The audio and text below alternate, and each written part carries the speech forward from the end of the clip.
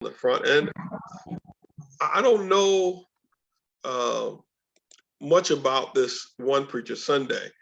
I know he's of African descent, and he's a pastor of a mega church, and there have been some some controversy about him, but I don't want to focus on that. But I do believe this comment that he's written here, and it says the church is the conscience of the society, and as such cannot be silent in the presence of adversities. And Martin Luther King says the church must be reminded that it is not the master or the servant of the state, but rather the conscience of the state. It must be the guide and the critic of the state, and never its tool. If the church does not recapture its prophetic zeal, it will become, and this is so important, an irrelevant social club without moral or spiritual authority. So what's the conscience? The conscience is and we're doing it from a secular dictionary. We'll define it more clearly later as we go throughout the study. But the feeling that you know and should do what is right and should avoid doing what is wrong. And that's just like at a 30,000 foot level, what the conscience is and what that means. And as we start the lesson, I want to kind of talk about what's the church's role. I mean, we talked about evangelism, we talk about a lot of those things, but there are social issues that I believe that the church should be involved in, right? I think that we're more than, as Martin Luther King says, than a social club. But there are social ills, there are injustices, and I think that anytime any progress has been made, particularly in the areas of civil rights, that the church has been involved, right? The church has stood up. But the question is, where's the church now? And so I want to read some of this here. Notice Acts 16 says, Paul and those with him went in the areas of Phrygia and Galatia because the Holy Spirit did not allow them to tell the good news in the province of Asia. When they reached the border of Mysia, they tried to go into Bithynia, but the Spirit of Jesus did not let them go there. Notice, at least 2 times here that they're being prohibited from going somewhere. They've got their minds made up what they're going to do, but notice that the Holy Spirit and the Spirit of Jesus, which obviously is the same thing, did not let them go there. And they went to the city of Troas. That night, Paul saw a vision. In it, a man from Macedonia came to Paul. The man stood there and begged, come across to Macedonia and help us. Notice after Paul had seen the vision, notice what he says in 10a. He said, we immediately prepared to leave for Macedonia. That's the A portion of verse 10. Notice today there is a resounding cry bellowing in the streets for someone to address the pain, the hurt, the injustice, and the anxiety across America, that people are hurting in America right now. There's political turmoil. There are injustices in terms of any number of things that we'll talk about as we go forward, particularly amongst minority folks, particularly amongst those folks who are called marginal, right? Those folks who don't necessarily have the means to fight against injustice and that sort of thing. And so notice, so there's this cry in the streets for someone to come over to Macedonia to address the pain, the hurt, the injustice, and anxiety across America. The world around us is seeking for some organization to provide answers, heal brokenness, and repair the fractures that threaten us all. When the world cries for help, my prayer is that they will seek deliverance from Christ and his church. And as I start this lesson, I remember Paul and his associates had plans to go and minister in Asia Minor, which is present-day Turkey, right? However, on more than one occasion, the Holy Spirit prevented them from going and doing what they had planned to do. But God spoke to Paul in a vision, and Paul saw a man who begged him, saying, come across to Macedonia and help us. And lets us know that God knows where we are needed. He knows where the resources that we possess are needed, right? He knows where the greatest need is. Macedonia included parts of northern Greece and the Balkan Peninsula. What is so awesome about this text is that Paul had plans, but he was open to God's plans for him and for his compatriots as well, right? And as soon as God gave him directions, Paul immediately went where God was sending him. He didn't delay, right? And as I think of on that, I have to ask myself and ask the church as a collective body, as the body of Christ, right? And even as the local church, are we listening to the voice of God? Or are we content to do what we want to do? I remember that old slave song that slaves sang. They sang this song because they didn't want, it was important for them to listen because they didn't want to miss their time to escape to freedom. It was important enough for them to listen for their benefit, right? And the words go like this: hush, hush, someone's calling my name, right? You know, someone's calling my name. Oh my Lord, what shall I do? And so the idea is to tune into God, right? To tune into, my sheep know my voice, and another voice they won't follow. And but we sometimes can get so busy with the hustle and bustle of life, and so busy with our plans, and so busy with what we want to do, so busy with what we're comfortable with, that we don't tune into the voice of God and listen to him and say and ask, Lord, what would you have me to do? And I like the second part of that. It says, sounds like Jesus calling my name. And again, oh my Lord, what shall I do?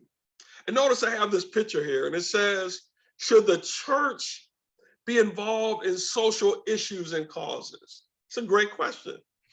And the answer is, I mean, and we'll talk about this in much more detail, but when you see Jesus turning the tables over and whipping those money changers and stuff like that, we'll talk about that, not just in the context of religion, but we'll talk about that in the context of a political opposition, even to Rome, right? That Jesus was not this passive person, right? But he was engaged in not only religious times of religious persecution, but also political oppression. And we'll see that as we go through that he is our example, that we got to get involved, right? And so notice. It says, I believe if we listen, God will speak to us and direct us. I ask myself the question, and so should you. Lord, am I listening to your voice? Or have I tuned you out, and am I continuing to do what I've always done? Think about this, church. Are we continuing to do what we've always done? Are we listening to God, or are we just have our minds made up that we know what we should be doing? So we'll continue to do what we've always done, right? Or do what is comfortable for me to do, or what I like doing. But maybe we need to hush ourselves and some of the people around us and some of the activities that we're so consumed with, so we can hear the voice of God, so we can hear from God. Notice Proverbs 3 says, trust in the Lord completely and don't depend on your own knowledge. With every step you take, think about what he wants, right? What he wants. Think about what he wants, and he will help you to go the right way. Don't trust in your own wisdom, but fear and respect the Lord, and stay away from evil. And then I like this part, because I want to feel good about what I'm doing for the Lord. I want to feel good that I'm following his direction. And when I do that, notice what it says. If you do this, it will be like a refreshing drink and medicine, right, for your body. Notice silence is violence. That is, how can we expect things to ever get better? How can we expect things to change? How can we expect to hold on to all of the progress that we've made if we don't speak up when we see it trying to be taken away from us, right? How do we expect to hold on to those things if we don't get involved in the things that are going on in the world? And we'll see that in more detail. I just want to let you know some of the things that are going on in the world today, right? There's inclusion versus exclusion. And we have to ask ourselves, what's at stake? Notice this. Notice, Justice Clarence Thomas said he doesn't have a clue what diversity means as the Supreme Court heard arguments Monday over eliminating race in college admission. Come on now. You're a Supreme Court justice, and you say that you don't have a clue what diversity means. I mean, that is just absolutely outrageous. That's absolutely outrageous, right?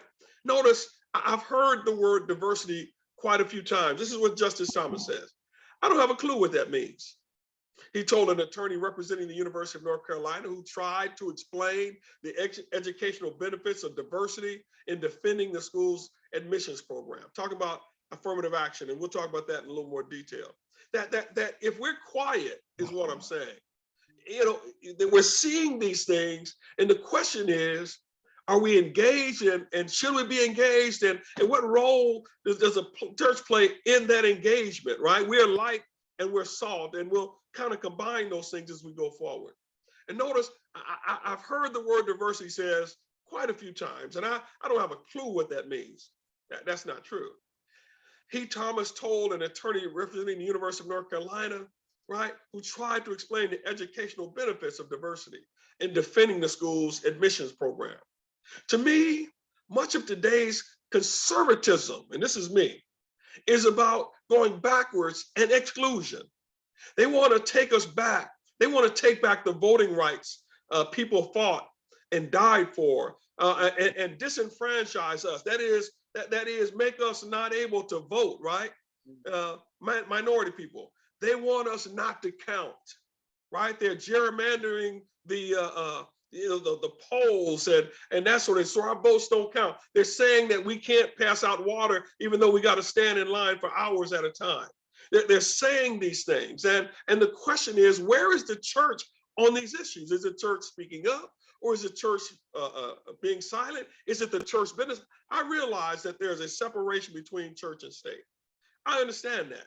But then when you understand the original concept of the separation of church and state, the church was trying to keep the state out of the church's business, not the other way around, right? And to me, notice much of today's conservatism is about going backwards and exclusion. One more time. Let's not give them the right to the best education possible. Let's roll back any gains affirmative action will futuristically, any affirmative action will afford minority people, right? Notwithstanding, you don't change anything else. You take things away, but you don't underpin those things that are needed for quality education to happen, right? That the best schools are often found in the richest areas because they have the resources and that sort of thing, right?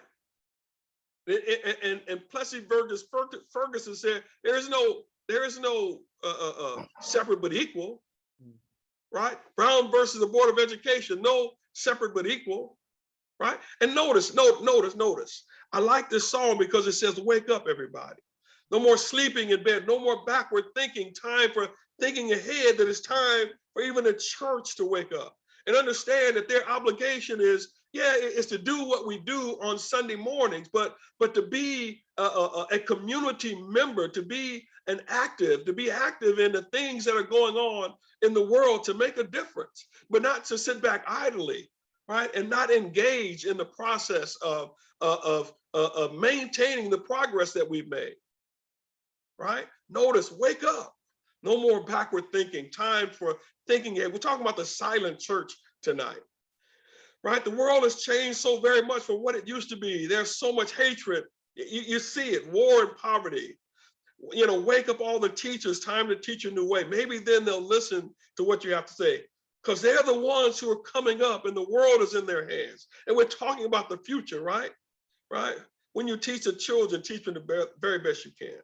The world won't get no better if we are silent, if we just let it be, right?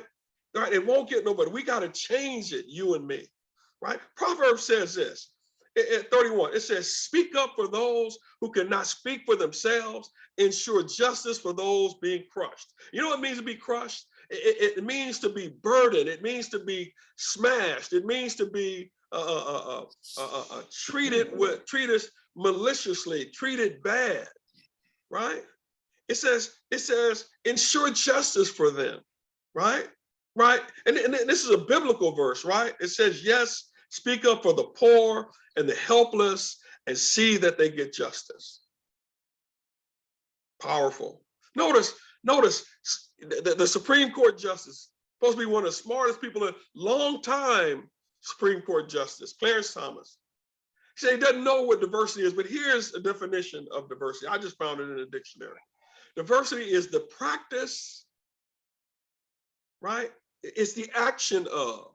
And then it uses the word or quality, right? That to me, that is like a positive statement, right? A positive, including, not excluding, but including or involving, right? People from a range of different social and ethnic backgrounds, and of different genders, sexual orientations, etc.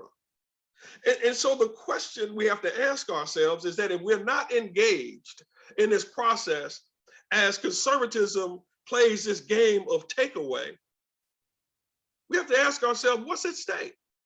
That is, if we don't speak up, if we're not engaged, if we're not speaking up for those who cannot speak for themselves, if we're not ensuring justice for those being crushed, speak up for the poor and the helpless and see that they're getting justice. If we don't do that, who's going to do that? Because I got to tell you that there is a move up front to take us back to where we were a long time ago, even before I was born and during the time that I was born, and understand, right? I mean, I remember that was born in the 50s, but I remember, very well the 60s, and I remember, the dogs being sick. I've been to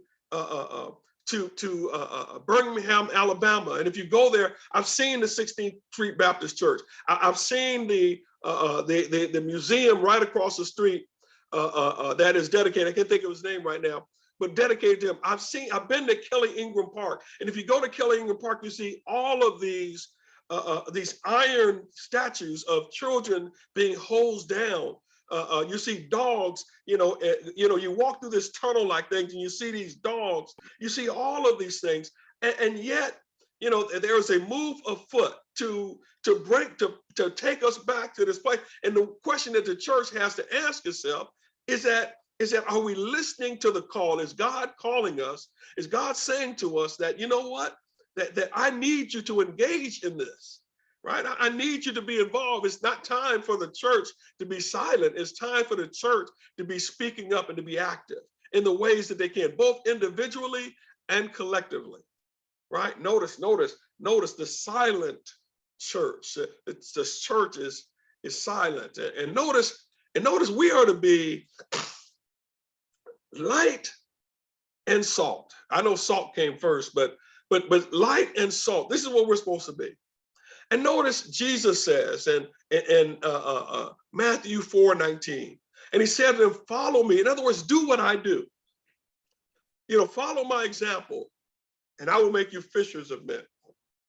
Notice he says, ye are the salt of the earth. But the salt had lost his savor. Wherewith shall it be salted? It is therefore good for nothing but to be cast out and to be trodden under the foot of men. You are the light of the world. In other words, that's what Martin Luther King was saying. He's saying that if the church doesn't understand that it is prophetic ministry, what God has called it to, right? It runs the risk of becoming an irrelevant social club. That there are things that the church needs to be involved in and engaged in, and especially as we look through this process of selection of a pastor, of understanding that our obligation, that we are part of a neighborhood, and our obligation extends to that, to being engaged in what's going on in our community neighborhood, even though we might not physically live there.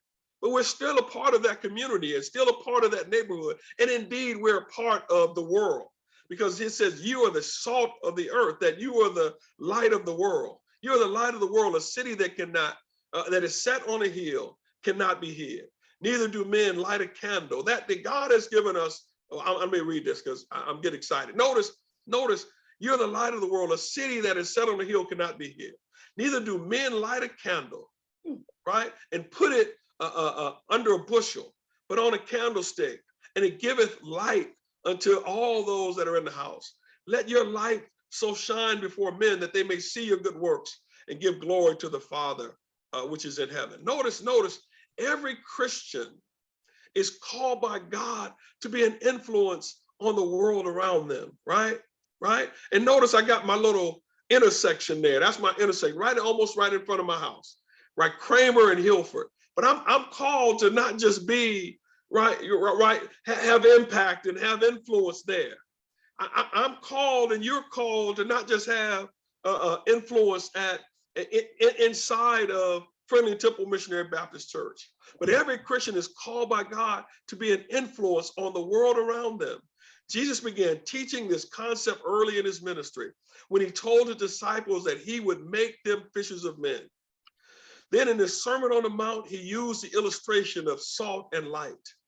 Both salt and light have properties which affect things around them. To me, we are salt. We are the good. We are the flavor and the preservative that keeps balance in the world. Imagine if we weren't in the world would be filled with only bad and evil. How horrible would that be? But if we're not doing that, then what good are we? We are the light of the world. We bring light to the world and expose darkness, evil. But if we see evil and don't expose it, if we don't talk about it, if we're silent about it, it's like having the light of God has given us to expose evil, but covering up so that people stay in the dark about what's really going on. Martin Luther King says, if today's church does not recapture its sacrificial spirit of the early church, and I got to tell you that even in his day, or even in my day as a child in the 60s and in the 50s, there were things that I remember. I remember the sacrifices, and I remember seeing stuff on TV that was just crazy. I saw dogs being sicked on people and those sorts of things. And it was just insane. And the way people were treated, tanks and that sort of thing, it was just horrible. But notice that if we don't go back, that somehow, what does he say? Somehow we find ourselves being comfortable. We find ourselves not engaged. I was so happy, and I got, I didn't have the pictures, but I'm so happy to know that the Johnsons and the Joneses and the Browns were out there during the George Floyd thing, that they had their children out there, because they're letting their children know that, hey, that these things that you're experiencing, these blessings, these rights that you're experiencing, they didn't come easy, right? And so as we see people engaged in the vicious and unholy and ungodly pursuit of eradicating those things and getting us to a place not of inclusion but exclusion, so that our educational pursuits, I mean, we can't go to the best schools, right? And so that we can't vote. Right? I mean, it's like going back to the old days of the poll taxes, or they would have beans in a jar, and you'd have to guess how many beans were in the jar, that sort of thing. Martin Luther King said this, that we can't let that happen, and we must be engaged. He said, if today's church does not recapture the sacrificial spirit of the early church, it will lose its authenticity, forfeit the loyalty of millions, and be dismissed as an irrelevant social club with no meaning for the 20th century. And I might add that he said that in the 60s, but we're in the 21st century now. Again, to me, if the church doesn't speak up about the injustices going on in the world and speak up for those who cannot speak for themselves, then the church will let God down, and the church will let the world down. It will lose its purpose and meaning and become irrelevant and meaningless. The church was created to have influence and impact on the world. It's more than just being seen. It's being active. It's being involved. It's making a difference, right? Influence. Influence is the capacity to have an effect on the character development or behavior of someone or something, or the effect itself. An influencer is a person or thing that influences another, an impactor, a strong effect. That's what we're supposed to be. Influence and impact. Influence on something, has on a situation or persons. Notice, Christians should want to make a difference, to do good, to have social impact and social consciousness, right? Right? And make the world a better place. Notice the world that you and I are to be salt and light, right? And light, I should say. The influence and impact, right? Is far bigger and far beyond our block and far beyond the walls of our church. Light enlightens and salt preserves, and we're to be both. And in both cases, they save lives, right? As I go to the next slide here. Let me see. And I'm just kind of giving some background now, some background. I want you to see some of the things that are going on.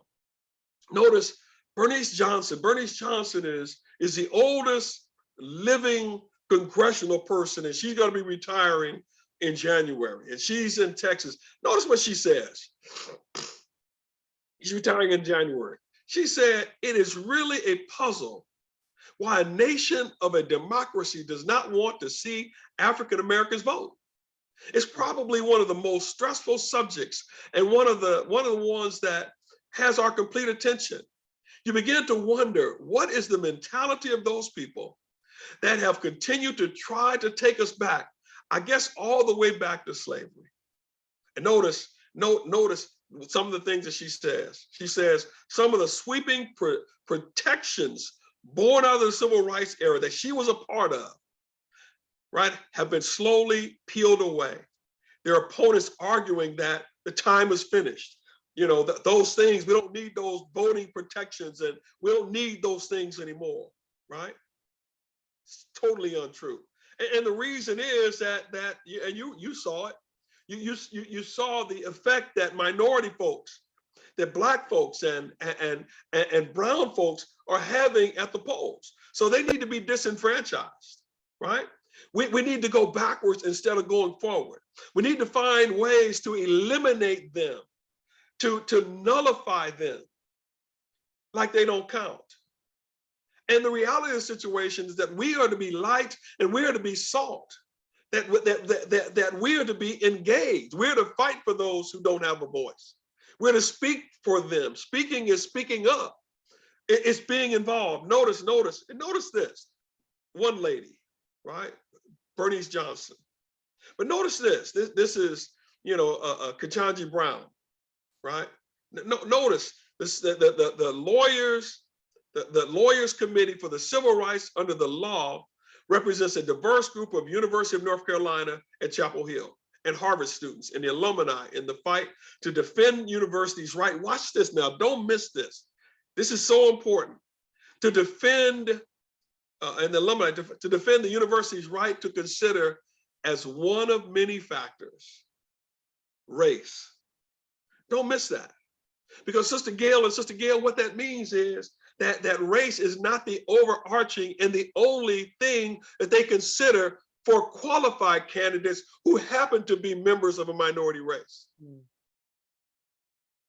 Don't miss that. But you would think that what they're saying is you bring this minority person in who is absolutely not qualified. First of all, the person is qualified, right? They're qualified. That all things being equal, based upon the numbers, then they might give the edge. But race is just one consideration. It's not the whole thing. So why would you want to throw the baby out with the bathwater? But you want to make it sound like race is the only factor. It's this huge thing, and it's stopping white folks from getting jobs, from getting into college. And it couldn't be any further from the truth. But that's the education that those are the things that we need to be talking about. Those are the things that we need to be engaged in. Because why? Because we're the light of the world. That is our job, not just to give people Jesus, and that is the number one job that we have, but it's our job to enlighten people and let them know what's really going on. It's our job to speak up for them. When we see injustice, it's our job to speak up. Martin Luther King said, injustice anywhere is an affront to justice everywhere. Right?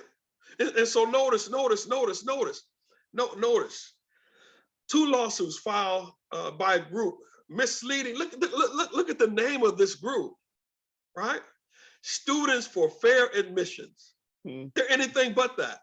They're challenging the right of universities to consider race as one of many factors in the admissions process. And so our new Supreme Court justice, it made it clear. Notice Justice Ketanji Brown Jackson, the newest member of the U.S. Supreme Court, seems to reject that idea that affirmative action in the university admissions is unconstitutional. She made it clear, right, that keeping race as one of many factors in the U.S. higher education admissions is constitutional. Right? Just one factor. It's just one factor. Right? It certainly doesn't mean that person is not qualified. It certainly doesn't mean that person doesn't meet the criteria for admissions. Right? But if you listen to these folks, if you listen to the Clarence Thomases, the Larry Elders, the Ward Connerlys, you would think that, and let me just say, all three of them benefited from affirmative action. Right? You would think that there's this monster, and they're raising up Black folk and they're raising up brown folk who are not qualified and just promoting them and putting them in the schools, right, on the basis of race solely, when race is just one. And so these are the kind of things that we see, and these are the things that we have to speak up about. And why? Because our children will be affected by these things. And we're already seeing the effects of these things, right? The church can't be silent, right? The church needs to understand that it's more than coming and preaching and singing and deaconing and deaconessing and and all of those things, right? There's another side of this thing, right? There's a political side of this thing. There's a social interaction and a social interface thing. There's an involvement there because what is happening is before our eyes, right? That a lot of the things that folks died to accomplish on our behalf, those things are being whittled away, right? And guess what? And there's a boldness about it now.